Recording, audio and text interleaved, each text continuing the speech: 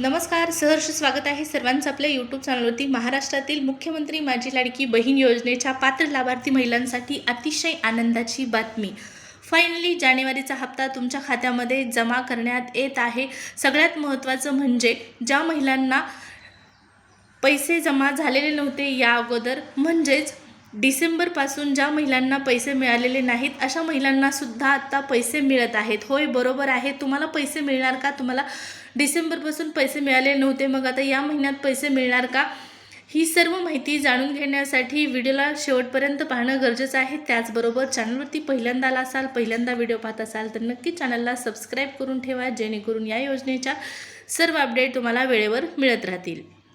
चला तर मग सुरुवात करूया व्हिडिओला आणि पाहूया लाडक्या बहिणींना, कोणत्या लाडक्या बहिणींना मिळत आहे जानेवारीचा हप्ता। पहा, राज्य सरकारच्या माध्यमातून लाडकी बहीण योजनेसाठी KYC बंधनकारक करण्यात आलेली होती आणि यामध्ये अपात्र बहिणींना बाहेर काढण्यासाठी, म्हणजेच योजनेतून अपात्र करण्यासाठी या ठिकाणी KYC बंधनकारक करण्यात आलेली होती।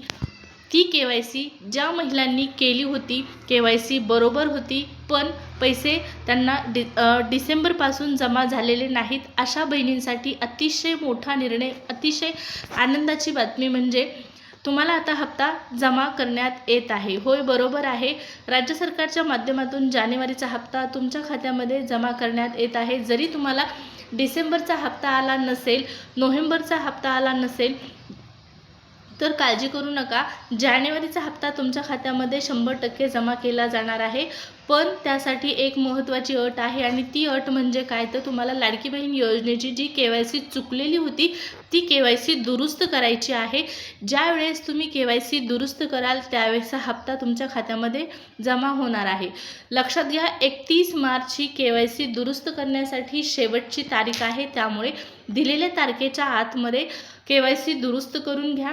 आता ज्या महिलांनी KYC केलेलीच नव्हती पण त्या पात्र आहेत अशा महिलांसाठी मात्र राज्य सरकारने अद्यापपर्यंत कोणताही निर्णय घेतलेला नाही।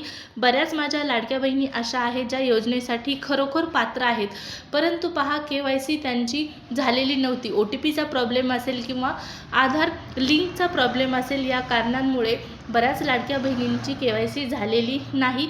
अशा लाडक्या बहिणींना सुद्धा एक KYCची परत एकदा संधी उपलब्ध करून देऊन त्यांना देखील योजनेमध्ये समाविष्ट करून घेण्याची गरज आहे। तुम्हाला काय वाटतं या संदर्भात नक्की कमेंट करून सांगा। भेटूया पुढच्या व्हिडिओमध्ये अशाच एका महत्त्वपूर्ण माहितीसह। तोपर्यंत धन्यवाद।